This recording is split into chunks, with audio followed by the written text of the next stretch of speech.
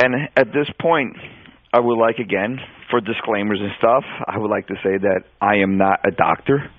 And again, never said that I was, not no doctor. It's just this is my personal research I have done, my conclusions, and what has I come up with is in reference to help my daughter and other parents out there.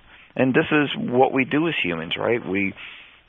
Things happen to us, circumstances happen to us, and as we learn, we like to share that with other ones, other people that we know, other loved ones, or other people, or strangers, or other parents, because we can sympathize, we can understand, what they're going through. So, and I'm always asking questions, and we're always sharing information with people.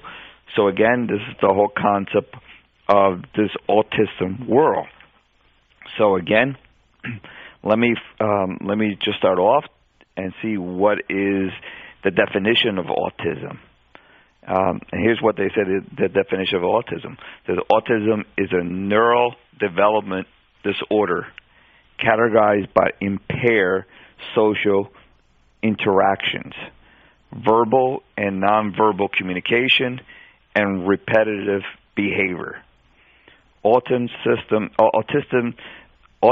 systems become more apparent before a child is 3 years old, which is correct. Within a year and a half to 2 years, you start noticing. And autism affects information processing in the brain by altering the nerve cells and their synapses connect and organize. And how this is, why this occurs in the brain, how the brain doesn't connect right and the synapses doesn't correct, it's not known and it's not understood. To this time, that's what autism, what they call it. It's a neurological dysfunction.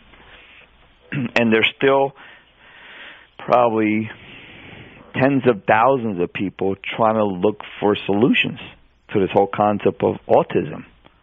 So, what I have come up with to make it simple, and there's so much information out there, everyone. There's tons of books and tons of research and different theories and concepts and all. So what I have done, from my own personal point of view and dealing with this now probably for 8 years. Again, my daughter's 10 years old, so we kind of knew about 2 years old. So now I'm looking at 8 years of experience here dealing with it. What I came up with is what I call the 5 layers of autism. And that's what it seems like to me, that autism is composed of 5 different layers. And what are these layers? The first layer I like to call is the tipping point. And what does that mean, a tipping point? Well, this is the best out of the 5 layers, meaning that these kids that have autism and they're at a tipping point, they're kind of becoming what we consider as normal, like normal child as they grow up and what we all know, our grandkids or even our own kids, if we have kids that are normal. But again, that's a kind of questionable thing. What is normal? Again, that's a questionable thing. But for me, what coincides to society? How you're able to react, how you're able to grow up, go to school with your schoolmates, get your education, and then learn and go to college or not, get a job, and then you're able to, get married, have your own kids, and whatever it is, that's what I perceive it as normal as we all perceive it as. So again, that's what we want from our kids, our child. This is what we want from our children. So again, looking at that baseline being normal, and again, that's objective, but again, that's the way I'm perceiving it.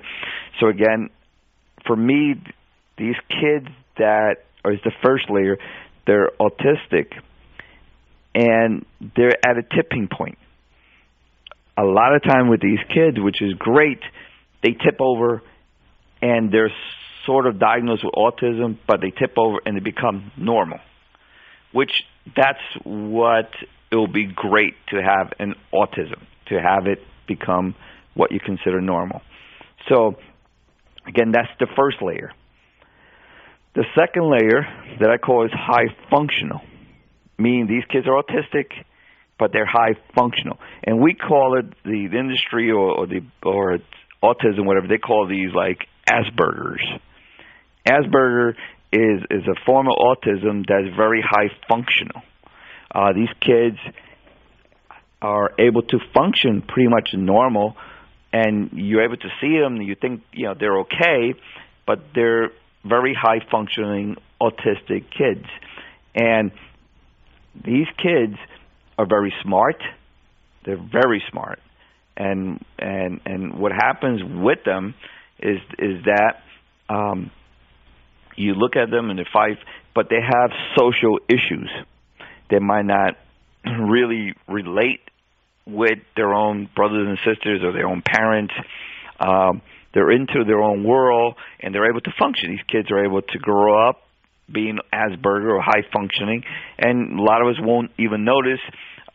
What's interesting is that it seems like a lot of people in that we know of, really higher people, like Einstein, and even now with Microsoft, Bill Gates, and I think also Newton.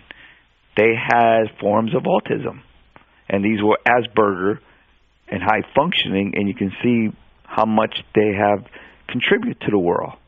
So again, these are the high functioning and what is called Asperger. So again, for me, that's the second layer. So it's Asperger's, and hopefully the Asperger might convert back into the tipping point. And what happens, it does happen a lot. A lot of these Asperger's kids tip over and they become what we consider normal, which is great. So again, that's the second layer. Now, the third layer is what is, for me, actually is autism. And these kids that are autistic, this is what autism is. It's literally, for me, it's the third layer. Autism is also classified as PDD. So again, that's a whole other concept there of it's a developmental disorder. So, and that's the whole concept, like with autism in reference to the PDD. Like my daughter, she's autistic. She's healthy, physically healthy. She's happy. She's loving. But the issue with her is that she's non-social. She doesn't socialize like most normal kids. She doesn't interrelate with them, and she's on her own world doing her thing with autism. Some of these kids they're verbal. They're able to speak somewhat. A lot of these kids are able to speak. Autistic kids are able to speak some words. But like my daughter, she's nonverbal, so she's not able to speak. So that makes it really hard for us to try to communicate. And again, they're trying with iPads out there with different programs. There's different things to try to communicate with these kids, but it's also very, very hard. So again, that's really where the autism is a hard percentage for me, is what autism is that these kids are non-social, they have verbal skills, some don't, like my daughter doesn't have any. And I guess for me as a parent, my goal or what I try to do is to look at the research and speak with people and look at scientific and data and all, and try to upgrade my daughter to either a level 2 or definitely, hopefully, a level 1, meaning as Asperger, she's able to be functional in society or become normal, like a level 1 tip over to become normal as we perceive it. So again, this is what I'm looking at as autism. So what have I done in reference to help my daughter? There's a lot of programs. There's so much overwhelming information, so many books, different doctors and all. I mean, I have tried so many different things to help my daughter. Dr. Walt, which is with the blood detector, to look at her biochemistry to see what's going on. Everything seems to be normal, her blood work. She's not gluten intolerant. She's able to metabolize food and all. So again, I went down that whole road. I also went to Dr. Branner, and he deals with methylated B12, and these are shots that were given to my daughter to help also get her back into speech and get her back into maybe a stage 2 or so, into Asperger. We try so many different things. We tried, vitamins and nutrients, which is all positive. We try, again, like all kinds of different testing and all. And again, we're still continuing to try. There's so many new things that are coming up and all in the future. But again, we continue to try. So again, my daughter is stable and she's healthy. And, and again, there's issues here and there, but again, we're trying to do the best that we can in reference to what's out there, and I have tried that. So again, for me, that's what's called level 3 to me, is in reference to autism, which actual autism is. Now, I said that there's 5 layers to this autism. The 4th layer, which is kind of interesting, is that this is the kids are autistic, but they have this level 4, which has to do, or this layer 4, which has to do with digestion problems. And that's really where it becomes more of a challenge now for parents that have kids that have these digestion issues. And for me, this digestion problem that these kids, autistic kids, have, for me, it manifests into 2 separate parts of this digestion problem. For me, there's again 2 different parts. So you're looking at layer number 4, and for me, layer number 4 is digestive problems, cut up into 2 sections. One section, which I call is positive, like lots of energy. And let me talk a little bit about that. The positive, or lots of energy, this for me has to do with these kids that have a lot of anger in them. There's a lot of fighting. There's a lot of hitting and stuff. And they also have what's called ADD.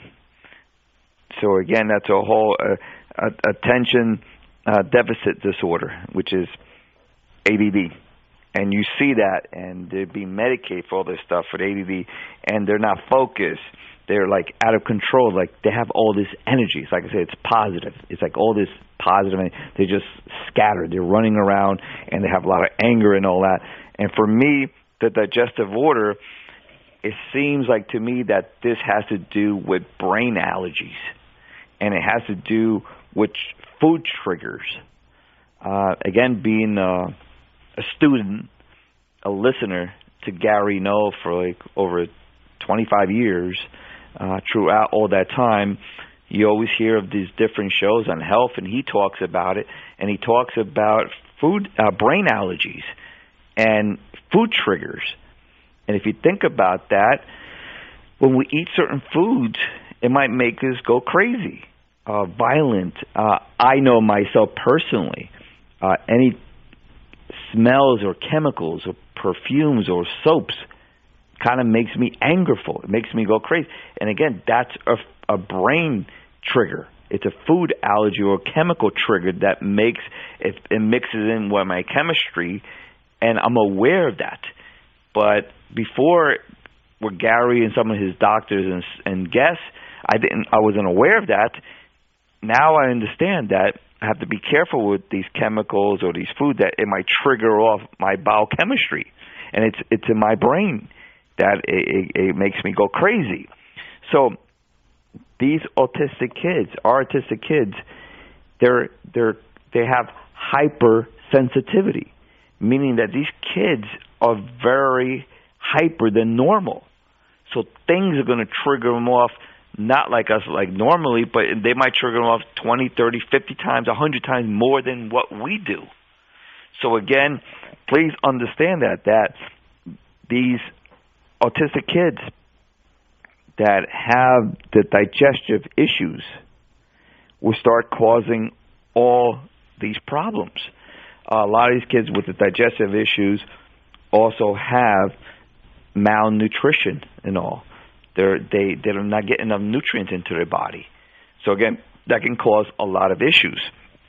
So as you can see here, we have digestive issues, and I call them positive or over, lots of energy, a lot of out of focus, a lot of running around, a lot of hitting, a lot of these things that it's just they're hyperactive. So again, using that as a positive, and lots of energy. Now, that's one aspect of these kids, that they don't stand still. They just move around, driving around like crazy and doing all this crazy stuff. Because again, they're just hyperly active with the autism and the digestive issue in reference to these brain allergies or these trigger foods. So again, that's the positive. Now, there's another group, a smaller group of these kids, autistic kids, that I call it, which are negative. And meaning not negative, but I'm meaning in reference of no energy. And what happens with these kids, they have depression. They're depressed kids. They're sad. They're very sad. They're just to themselves. These kids, might be sitting in a corner and just rocking back and forth, in their own little world. And this is what these kids do. They're like on the low energy, on the negative, which I call negative. And a lot of these kids, they might be thinking about suicide or hurting themselves, and they're just quiet. Now, what I believe this part is also has to do with digestion, has to do with the biochemistry, and with these kids, I believe that's high toxicity.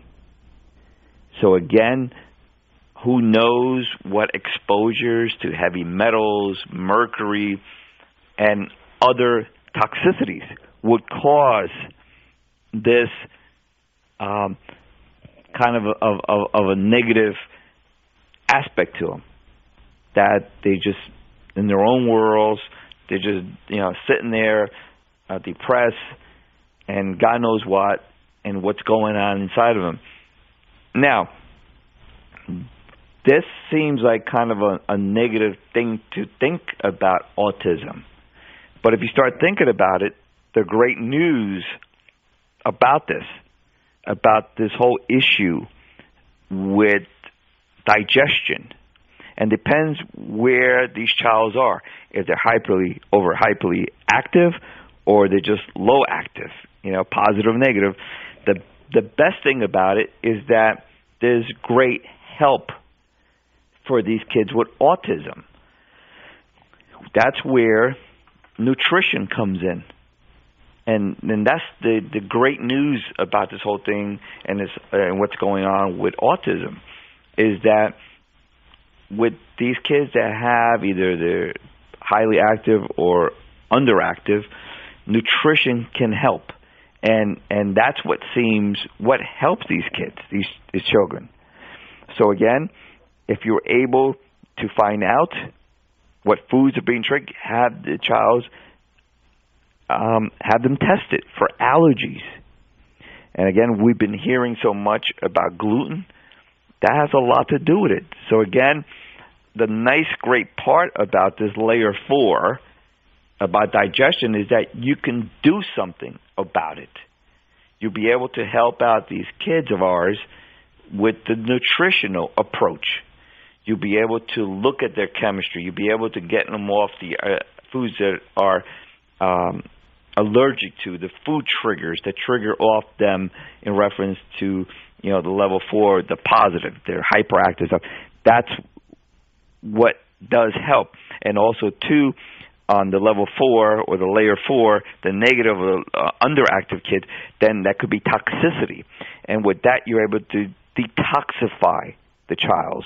And again, there's an incredible amount of research out there in reference to all these nutrients and detoxification, definitely on PRN with Gary No, you'll be able to, learn about this.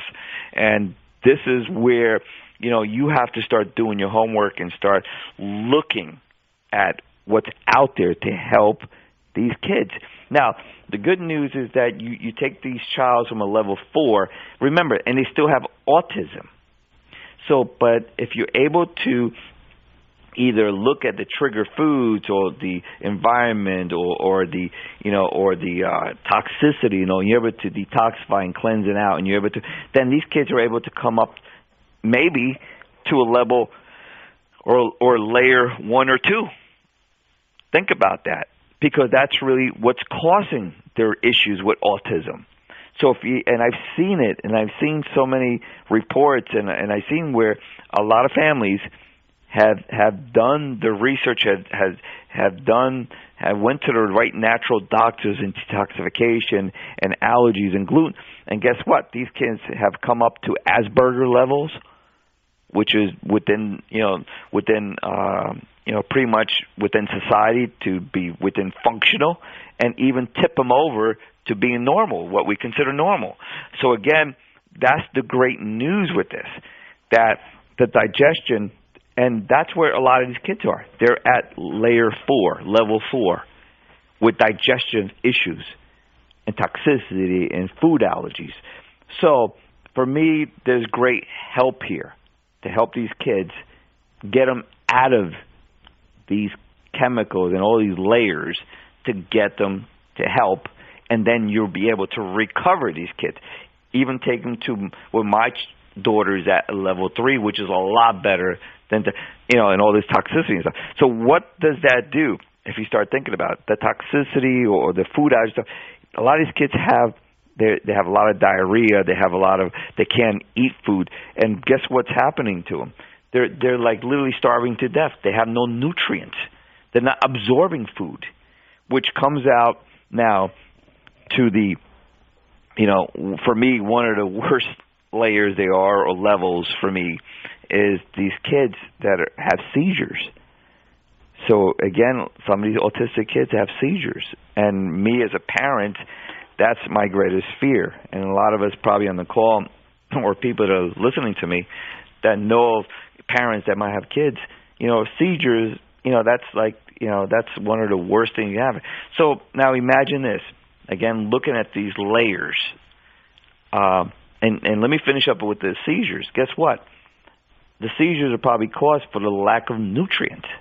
And these kids are not getting any nutrients at all. So like the brain, if the brain doesn't get enough fuel, enough nutrients, it starts seizing, much like a car. A car, when it's almost running out of gas, the car starts shaking and buckling and all that because it's running almost out of gas. So I personally believe that the kids with the seizures and stuff, they're just completely malnourished. They need nutrients into their brains so that this way their brain is able to function normally. So again, that's kind of, again, using digestion, which probably caused it, using the digestive issues and going to the right doctor and stuff, that can definitely help these kids amazing. And and who knows, maybe level 5 with seizure stuff might be, with the right nutrients, the right diagnosis and stuff, might bring up to a level 2 or level 1 for recovery. So again, that's the great news of this. So again, take advantage of this. Now, there's a whole section here in reference to this level 4 for medications, and that's a whole other issue there. I personally, as of now, don't know of medications for myself or my daughter because we have not taken our daughters for medications. We've been doing everything humanly possible at level 3 or layer 3 with my daughter, and giving her the nutrients and trying to make sure that she eats right and stuff. And again, if we're able to go down that route, that would be the best thing for her, because we all know that medications and all, they all have side effects. They all have, toxicity of the liver, God knows. But I also have to understand and realize, and my research also shows, that certain times, certain people and certain kids might have brain chemistry imbalances. And that's what these medications do also help with that. So again, I don't throw it out. I don't throw it out with the bathwater. I don't throw out the baby with the bathwater. You always have to be open-minded that there's also other potentials. And again, there might be also, for instance, you be able to use medication, which I do believe that there's a need for that. And both on this layer 4 or level 4 with these kids that are over hyperactive and all, they might need some medication to calm down their brains. And also on the other side, on the negative, on the lack of energy kids, I perceive as negative, or lack of, you have the positive kids, you have the negative kids. And again, I spoke about that in my perception of that. On the negative aspect is that they might need certain chemicals or certain chemistry in their brain through medication to perp them up. And then this is what we want to do. We want to take these kids up to higher levels, to hopefully to a level 2 to Asperger, or to a level 1 to a tipping point that you tip them over to being what we consider normal in society, and that's what we want from our kids. So again, everyone, as you can see here, so when I look at autism, I look at 5 layers, and then at that point, I'm able to look at a child to see at what layer or what level that child is at. The sad thing is that a lot of these kids are at level 4. They have all digestive issues, all bunch of problems with absorption and allergies, and then they have autism on top of it. So if you're able to deal with that issue in reference to cleaning up their environment and all this toxicity, then now you're able to help these kids bring it up higher.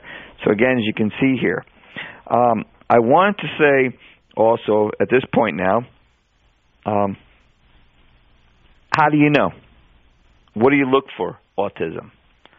I would say that you will look at autism within a year and a half to 3 years.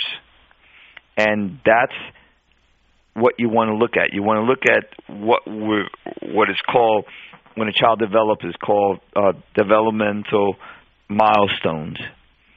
And that's things like looking at your eyes, following your eyes.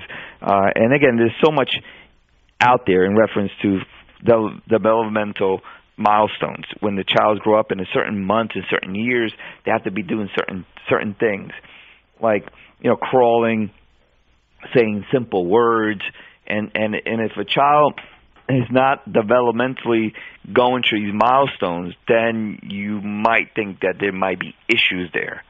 So again, there's a lot of great research out there, and definitely you do want to follow this up in reference to these developmental milestones. You definitely want to do that, and you'll know where you're standing with your kids. So that's one of the things.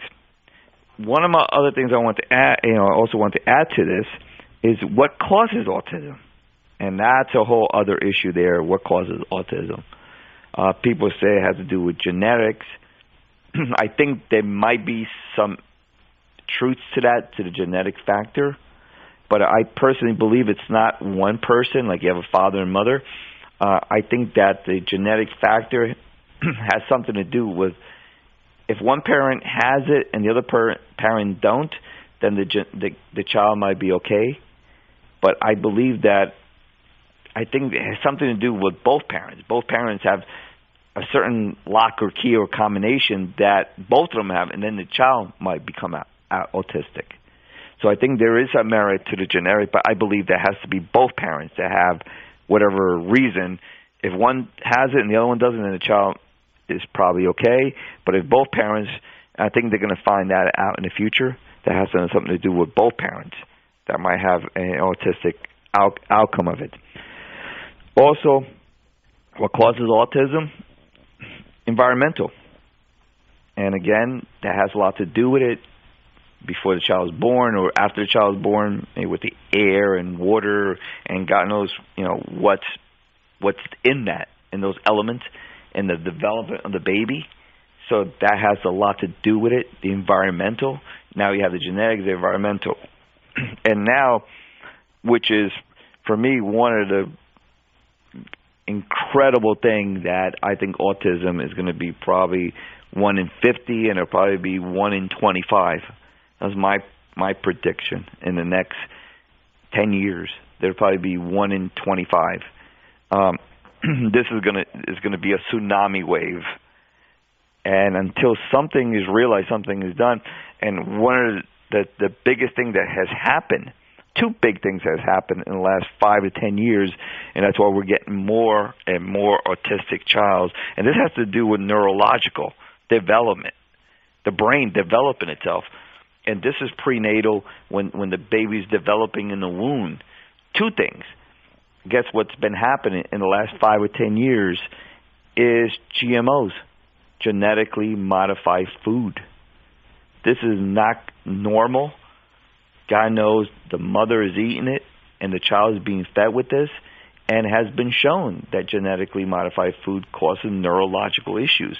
So now you add the genetics, you add the environmental, air and water pollution, then you add the food that we're eating and the child's eating, then you can start seeing what's happening. And for me, what's interesting, that I live here in New Jersey, and New Jersey has the highest rates of autism throughout the nation. So I'm saying, okay, why is that? Why would New Jersey, why would it have the highest rate? And there's one other environmental element that's been added to our environment here in the last definitely 5 years, and definitely the last 10 years, is cell phone towers. Here we all have these mobile devices, all these electronics, all these frequencies. So if you start thinking about that, in the last 10 years, and more in the last 5 years, all these cell phone towers here in New Jersey and New York has been popping up all over the place, and this is radiation. You know, God knows what bands of radiation, and we're all exposed to it. Our iPads, our iPhones, and more we're going tech, Wi-Fi, even more now. They're trying to put Wi-Fi in cars. You become your own Wi-Fi now with these electronic devices. So I'm saying that this autism tsunami wave is going to get bigger and bigger and bigger because of what's going all around us in reference to the environment, environmental exposures. And then you add the whole controversy with vaccinations. Yes, I do believe vaccinations is also a huge trigger point. So again, God knows what's in these vaccinations. And if you start thinking about that, you start adding all these pieces. Vaccinations, you got environment, the air and water, you got GMOs, and you got cell phone towers. This is what's being exposed to the mothers and these babies developing in the womb. Remember, a baby, or it just becomes like a cell and keeps multiplying, becomes a fetus, and it keeps growing inside the womb. And being exposed to all this toxicity and all these environmental factors, this is what's probably triggering off what we call autism. I believe it's only going to get worse and worse. It is a tsunami wave that is just growing. For me, it was very interesting that I asked my pediatrician when Alexa was born like 10 years ago, and she only had one other child that she knew that was autistic after 20-something years of practice. I asked her not too long ago, I think like 3 years ago, or two and a half years ago, I asked her, I said, Dr. Versa, how many autistic kids do you have now? Do you see that it's growing? She goes, oh my God, it is. And by the way, she don't believe, but again, with vaccination, she only tries to give the minimum that you're allowed. Again, there is some merit to vaccinations, but the majority of them, they're worthless. But again, I asked her, how many kids? She said 14 that she has. That was like probably 2.5, 3 years ago. I haven't seen her, lately again. She was a pediatrician for my baby. Now she's more a little girl, so she's healthy, and God knows what the number is. So if you look at the whole environmental, what's happening with autism, taking all these factors, you can see here there's a huge tsunami wave hitting. So again, you can see everyone, I just wanted to bring up all this, and I'm looking at the time. It's getting pretty interesting. We're down to probably 5 more minutes or so to the show. I wanted to ask if people want to call in, toll free 888-874-4888. Again, toll free 888-874-4888. Please call in maybe your questions or your comments that you might have, maybe to talk on the phone for the next couple of minutes. If not, I got some pretty good emails here from people asking questions. Is anyone calling in for us? Janir, anyone calling in for the show? Well, guess we're not. So at this point, what I want to do is read some of the questions that we have here from people that have called in. And here's what's interesting. Frank from New York City. He has natural doctors. Are they any good, and can they help? I mean, that's really a great question, Frank. Yes and no. The sad thing is that a lot of these holistic doctors are out there, whatever, they're just out there to take your money. So you got to definitely do your research. I already went down that road. And again, there's a lot of people out there just promising you everything and charging you everything. So again, please be careful with these doctors. There are some good doctors, and like I mentioned before, the kids that have digestive issues, digestion problems, malabsorption, toxicity, that's where autism can definitely, you can make the life of these kids really great, incredible, good for them. So again, look for those doctors that are able to detoxify, give you the right proper testing. The natural holistic doctors are out there. But again, the sad thing is that most of them are out there, promise you recovery, you're going to cure the kids, and basically they're taking your money. I always suggest take the experts, and the experts for me are not the doctors, are their parents. You want to speak to the parents of these doctors, and if the doctor is doing right, he has no problem giving you referrals and parents, because parents like to talk with each other. So again, those are good doctors. If doctors are able to give you referrals and you ask for it and they're able to, no problem, give you referrals of parents, definitely that's a good doctor. But if a doctor is trying to be shady, I can't give you the parent stuff, then they're trying to hide something. But nowadays, through the internet, you'll be able to go on there and look around and to see what's been happening if these doctors are able to help out the kids. So your question for that, Frank, in reference to our natural doctors, are they any good or any help? Yes and no. Mostly no. So, but do your research here, Frank. So, again, that's one of the questions we have. I think we're probably coming up to the end of our show. And let me see here. I have here some other questions.